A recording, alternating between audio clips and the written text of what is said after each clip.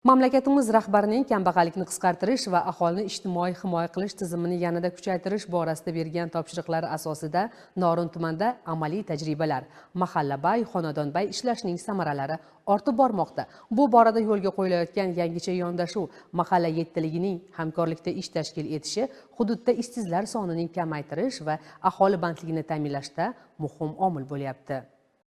Davlatimiz rahbarining 2025-yilda aholi bandligini ta'minlash va kambag'allikni qisqartirish chora-tadbirlari to'g'risidagi qarori ijrosi yuzasidan Norin tumanida bandlik dasturi asosida 4224 nafar aholi bandligini ta'minlash ko'zda tutilgan. Joriy yilning birinchi choragi yakuni bilan bu ko'rsatkich amalda 5560 nafarni tashkil etdi. Bu boradagi ibratli ishlar ko'lami yanada kengaygan. Investitsiya loyihalarini ishga tushirish hisobiga 117 nafar, tadbirkorlikka jalb qilish orqali 2839 nafar aholining bandligi ta'minlandi. Qo'shariq mahallasidagi o'rdakchilik loyihasi ana shulardan biri. G'ulomjon Abdurahimovning oilaviy tadbirkorligi uchun berilgan 33 million so'm bank krediti evaziga 4 turdagi zotdor parrandalar boqishni yo'lga qo'ydi. Harakat sari intilish amalda o'zini oqlamoqda. Prezidentimiz qarori bilan shu o'rdakchilik bilan yonimizda ekan, shu ishni boshladik. Hokim yordamchisi kredit masalasida yordam berdi. Mana hozir cho'jalarda olib kelganmiz, inkubatoriyadan olganmiz 7000 so'mdan.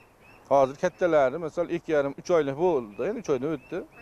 60 ming so'm atrofida oladi. 10 million oshga oldik. Hozir sotadigan bo'lsak, o'sha bir 50 millionga sotamiz. Birinchidan kam chiqim, oilamiz a'zolari hammasi ish bilan band. Ayni vaqtda tumandagi 450 kilometr zovurlarda ana shunday 28 ta loyiha shakllantirilib, moliyaviy paketlar ajratilgan. Hozirda dolzarb bo'lgan mehnat migratsiyasini qisqartirish, kam daromadli oilalarni yuqori daromadli ish o'rinlarida bandligini ta'minlash bo'yicha bo'lim va mahalla yettiligi tomonidan xonadonbay o'rganishlar olib borilib, mehnat migratsiyasidan qaytgan 386 nafar aholi vakillarining bandligi ta'minlandi. Shohidon mahallasida ijtimoiy daftarlarda turuvchi 86 nafar fuqaro auksion savdolarida ishtirok etib, 20 sotixdan yer maydoniga ega bo'ldi. 30 yil muddatga ijara shartlari asosida berilgan ekin maydonlarida fuqarolar yuqori daromadli ekinlar yetishtirib, katta foyda ko'ryaptilar. Ahmadjon Sattorov ana shulardan biri. 10 yil, 15 yildan beri har yili qozoqqa chiqamiz. Yozim bilan ishlaymiz, qishda bir oy, 2 oy dam olamiz, yana bahorda ketamiz. Telefonda ko'rib yurardim bu issiqxonani o'zim qiziqib.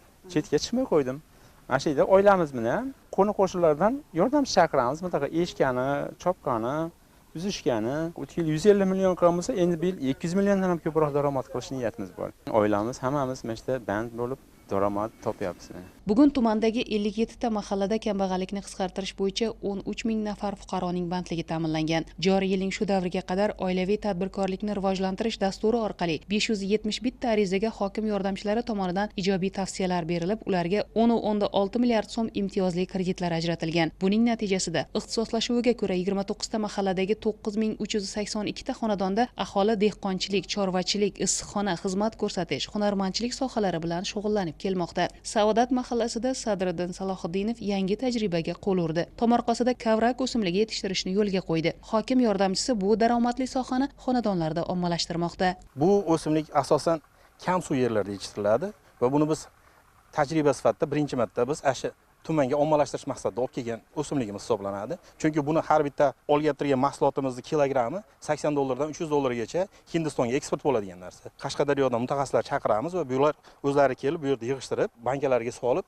upakovka qilib, keyin o'sha yoqqa eksport qilinadi. Endi xonadon daromadlarini oshirish maqsadida biz ko'proq imkoniyat darajasida bu yilgi ko'ryapti turgan hosilimizdan daromadimizni xalqqa ko'rsatib turib, keyin yana ham ko'proq ommalashtirsak, xudo xolasa qiziqishlar yana ham ko'payadi shu narsaga. Tumanda shu kunga qadar 37,2 milliard so'mlik mikroloyihalar shakllantirilib, ularda 1841 ta yangi ish o'rni yaratildi. Ayniqsa, xonadonlarda baliq yetishtirish bo'yicha amalga oshirilayotgan ishlar bugun kam daromadli, ehtiyojmand oilalarda muhim daromad manbasini yaratdi. Soybo'yi mahallasida ayni vaqtda imtiyozli kreditlar evaziga 10 ta xonadonda baliqchilik loyihasi yo'lga qo'yildi. Tumanimizda parallel baliqchilik yetishtirish bo'yicha Soybo'yi mahallamizda 10 ta xonadon tanlab olingan. Hozirda 3 tasida amaliy ishlar olib borilgan.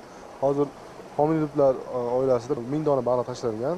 30 millionga olib kelingan baliqlari. Bu 4 oy davomida yetishtiriladi. 4 oy davomida 1 kilodan 1 kilo 300 gacha tayyor bo'ladi. Hozir klasterimiz tayyor. Bu baliq yetishtirish bilan xonadonda o'zi kelib tortib olib ketadi. O'rtacha 80 ming 85 minggacha 1 kilosini topib ketadi. Shunda oilamiz 1 yil davomida birinchi hosiliga olingan kreditni qoplab, undan tashqari 40 million 45 million daromad oladi. Ikkinchisida Bu rasxodlardan tashqari уже 70 million 80 million daromadga chiqadi. Bundan tashqari bu oilamizda qo'shimcha yana daromadni oshirish maqsadida bundan chiqayotgan suvimizga, tashlama suvimizga, yonimizda arig'imizda melioratsiya tashkiloti bilan shartnoma qilib, 5 yillik shartnoma qilib, 100 dona tuxumlash jarayonida turgan o'rdakni tashlayapmiz.